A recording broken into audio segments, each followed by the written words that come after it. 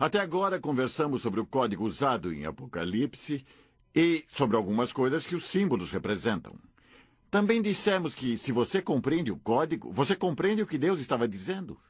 As pessoas para quem João escreveu conheciam esse código, e esta parte pretende compartilhar esse código com você também.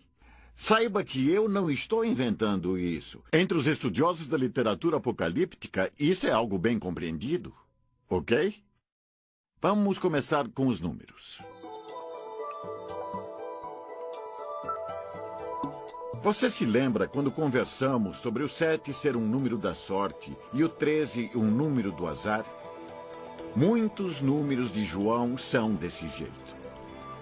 Eles representam um conceito que a igreja primitiva de Deus compreendia quando lia o livro de Apocalipse.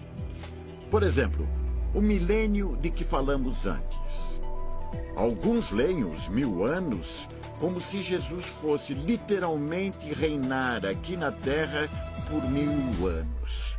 Porém, ninguém, entre as pessoas a quem João escreveu, ninguém leu dessa forma. Em Apocalipse e em outros escritos apocalípticos, o número 10 representa o tudo, entendeu? Tudo. A outra coisa que você deve saber.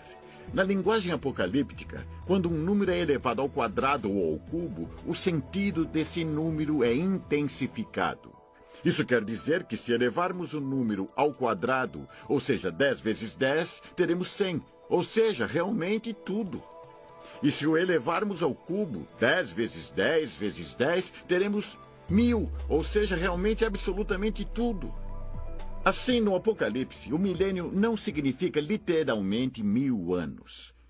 Ele representa a totalidade de todos os anos do tempo. Ou seja, significa absolutamente todo o tempo estabelecido pelo Senhor. Que tal fazer um teste? Eis uma parte dessa passagem de Apocalipse 20. Ela diz exatamente o que você está vendo na tela, mas deixe-me lê-la para você traduzindo-a simbolicamente. Então vi descendo do céu um anjo que tinha nas mãos a chave do abismo e uma corrente pesada.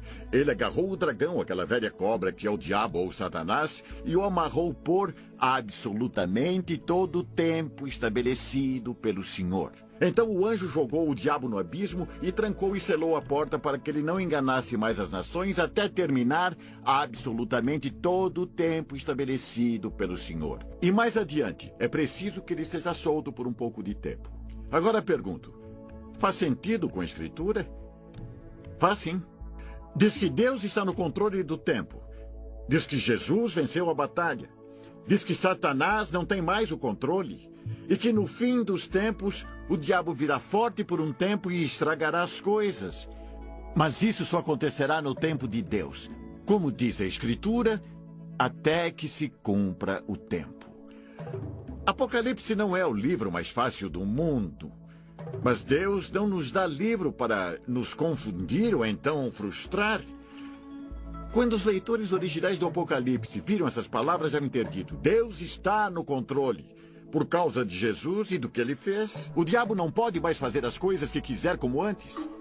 Vou crer nisso mesmo quando as coisas estiverem difíceis. E se ficarem difíceis, vai ser só por um momento, pois, por causa de Jesus, tenho a vitória final. Nos primeiros séculos da Igreja, alguns desses períodos ruins foram a queda de Jerusalém, a perseguição do governo, a má compreensão das pessoas próximas. Nos últimos tempos, problemas bem terríveis também sobrevirão aos cristãos, mas serão definitivamente limitados, e Deus não perdeu o controle. Jesus venceu o pecado, a morte e Satanás, e seu povo também é vitorioso. Eis um outro número para você, o número 4. Deixe-me perguntar, quantas direções há na bússola? De quantas direções falamos? Norte, sul, leste e oeste. Bom, 4. 4 é o número do mundo criado. Quando você encontrar esse número, 4, em Apocalipse, é nisso que você deve pensar. Se você estiver pensando em como tudo isso funciona, o Espírito Santo nos dá um exemplo excelente em Apocalipse 7:1. Pela mão de João, o Espírito Santo nos mostra como funciona. Acabamos de dizer que o 4 representa um mundo. Observe como o Senhor inseriu exatamente isso no texto. Está escrito: depois disso, vi nos 4 cantos do mundo 4 anjos em pé. Eles estavam segurando os 4 ventos da terra, a fim de que nenhum vento soprasse sobre ela, nem sobre o mar, nem sobre nenhuma árvore. Aqui vai outro. O 7 é considerado um número da sorte para nós. Em Apocalipse, o 7 se refere à obra do Senhor. Quando você lê 7, deve pensar nas coisas que o Senhor fez, o que somente Ele pode fazer, como os 7 dias da criação. Já falamos do 10 como o número que significa tudo. Mas pergunto, o que você acha que significa o número 12? Havia 12 discípulos? E 12 tribos de Israel? Se você está pensando que 12 é igual ao número do povo de Deus, você está certo.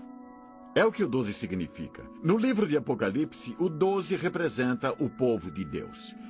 E se você elevá-lo ao quadrado ou ao cubo, a mesma regra se aplica. Lembre-se de que ao elevar um número ao quadrado ou ao cubo, você intensifica o sentido dele. Por exemplo, em Apocalipse, 12 vezes 12 é igual a 144. Elevar o 12 ao quadrado representa o povo de Deus do Antigo e do Novo Testamento. Eis uma coisa interessante. Se você pegar 2 números em Apocalipse e multiplicá-los entre si, você une o sentido de ambos. Se você elevar ao quadrado ou ao cubo esses números, você intensifica o sentido de ambos. Parece complicado, eu sei, mas não é. Deixe-me mostrar. Lembre-se de que 10 significa tudo. 10 vezes 10 vezes 10 é igual a 1000.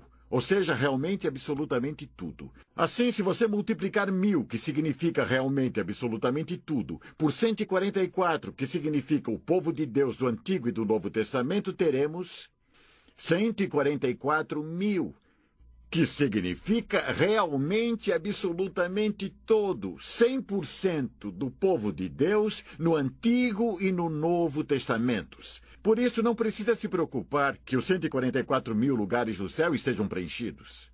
Os testemunhas de Jeová simplesmente não sabem o código. Portanto, vamos ler a passagem com essa compreensão. Depois olhei e vi o Cordeiro em pé no Monte Sião. Com ele estavam absolutamente todas as pessoas do povo de Deus, do Antigo e do Novo Testamento, que tinham o nome dele e o nome do pai dele escrito na testa delas. Então ouvi uma voz do céu que parecia o barulho de uma grande cachoeira ou o som de um forte trovão. Você pode ver que funciona. Agora vamos olhar para o infame 666.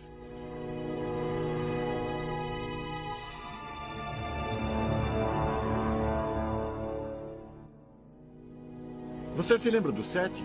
É o número que se refere ao trabalho que Deus realizou? Então, o 6 significa o quê? Bom, o 6 não é 7, mas é quase. Pense nele como um número que gostaria de ser como 7. Porque foi assim que o povo para quem João escreveu no livro de Apocalipse o compreendeu. Para eles, o 6 representava o trabalho de Satanás, de alguém que queria ser como Deus. Agora você pode decifrar o 666. Lembre-se de que repetir o número intensifica o sentido. Isso quer dizer que 666 é algo realmente ruim, perverso. As piores coisas que o diabo poderia fazer. E você provavelmente deve saber sobre o número 3,5. 3,5 é a metade de 7. Apocalipse 11:3 fala de um período de 1260 dias, que são 3 anos e meio. Um período limitado de tempo. Mas chega de números por agora. Vamos falar dos símbolos no Apocalipse. Vamos começar com a prostituta. A prostituta é uma esposa que começou fiel, mas não permaneceu assim. Quando um marido ou esposa é infiel a você, sendo que deveria ser a pessoa mais confiável na sua vida, é uma traição, é algo terrível. Da perspectiva de Deus, quem são as pessoas em quem ele poderia confiar mais? Profetas, pastores, pregadores? No Apocalipse, quando você encontra fornicação ou prostituição, ou uma prostituta, pense em falsos profetas que alteram as palavras de Deus ou simplesmente inventam as coisas. Podemos falar, é claro, de pregadores modernos que fazem a mesma coisa. Em Marcos 13:22, Jesus disse: Porque aparecerão falsos profetas e falsos messias que farão milagres e maravilhas para enganar, se possível, até o povo escolhido de Deus. Prestem atenção, estou lhes dizendo tudo isso antes que aconteça. No livro de Apocalipse, o Espírito Santo descreve esses falsos profetas e os chama de prostitutas. Eles pegam a verdade da Escritura e a torcem, acrescentam, misturam e mutilam. Há muitos estudiosos que pegam a Bíblia e dizem: Jesus nunca disse isso, ou esse milagre nunca aconteceu, ou os escritores da Bíblia inventaram isso. Eles seduzem. Logo, as pessoas que dão ouvidos a eles são atraídos para longe de Deus e sua fé acaba. Falsos profetas em nosso tempo. Não sei dizer quantas pessoas leram o Código da Vinci e começaram a questionar se a Bíblia não foi mesmo inventada, se Jesus não se recuperou no túmulo, reviveu, casou com Maria Madalena e fugiu para a França. Não foi isso que aconteceu. Preciso esclarecer isso logo. Se um pelotão romano de execução deixasse um indivíduo crucificado vivo, suas vidas seriam tiradas. Quando cravaram uma lança no lado de Jesus e dele escorreu sangue e água, essa é a condição médica em que o soro do sangue se separa dos glóbulos do sangue, e isso só ocorre depois que uma pessoa já está morta há algum tempo. Saí do tema, mas tinha que explicar isso. Voltemos à prostituta. Ela é uma esposa que se perdeu. No Apocalipse, a prostituta é um representante da igreja que se perdeu e levou os filhos de Deus para longe dele. O Senhor não se agrada desse tipo de atitude. Olhe para Apocalipse 19:2 para ver o que vai acontecer. E agora você vai poder compreender melhor essa passagem bíblica. Os julgamentos de Deus são verdadeiros e justos. Ele condenou os famosos pregadores que corrompiam a terra com suas imoralidades, mentiras e falsas doutrinas. Deus os castigou porque eles haviam matado os servos dele. Agora vamos observar outra passagem que possui muitos símbolos. De Apocalipse 5. Na mão direita daquele que estava sentado no trono, eu vi um livro em forma de rolo. Estava escrito dos dois lados e selado com 7 selos. Um rolo significa uma mensagem. E sabe o que um selo pode significar? No Apocalipse, um selo representa algo como propriedade privada de alguém. Assim, esse rolo pertencia a Deus, o Pai. Continuemos, versículo 2. Vi também um anjo forte que perguntava bem alto: quem é digno de quebrar os selos e abrir o livro? Mas não havia ninguém, nem no céu, nem na terra, nem debaixo da terra, que pudesse abrir o livro e ver o que lá estava escrito. Eu chorava muito, porque não podia achar ninguém que fosse digno de abrir o livro ou de ver o que lá estava escrito. Então um dos líderes me disse: não chore. Olhe, o leão da tribo de Judá, o famoso descendente do rei Davi, conseguiu a vitória e pode quebrar os 7 selos e abrir o livro. Ele está falando de Jesus, que vai ao trono pegar o livro em forma de rolo. Versículo 6. Então vi um cordeiro que parecia haver sido oferecido em sacrifício, porque Jesus morreu e ressuscitou. O cordeiro estava de pé no meio do trono, rodeado pelos 4 seres vivos e pelos líderes. Lembre que o 4 representa o mundo que Deus criou. Ele tinha 7 chifres e 7 olhos, que são os 7 Espíritos de Deus que foram enviados ao mundo inteiro. Os chifres representam poder. Imagine um boi ou um touro. Os olhos simbolizam conhecimento. E como 7 é o número de Deus, 7 chifres e 7 olhos nos lembram que Jesus é todo-poderoso e onisciente. Bom, agora que você compreende os símbolos, veja como você leria a passagem. Vi também um anjo forte que perguntava bem alto: quem tem autoridade para revelar o plano de Deus ao mundo? Mas ninguém no céu, na terra, nem debaixo da terra tinha autoridade para isso. Eu chorava muito porque não se podia achar ninguém que tivesse autoridade para compartilhar a mensagem de Deus para a salvação. Então um dos líderes me disse: não chore, olhe, Jesus conseguiu a vitória. Jesus pode nos dizer qual é o plano de salvação de Deus que antes era secreto. Então vi Jesus que estava vivo, no centro de todas as coisas. Parecia que havia sido sacrificado. Ele tinha todo o poder e todo o conhecimento e sabia tudo o que Deus queria compartilhar com toda a terra.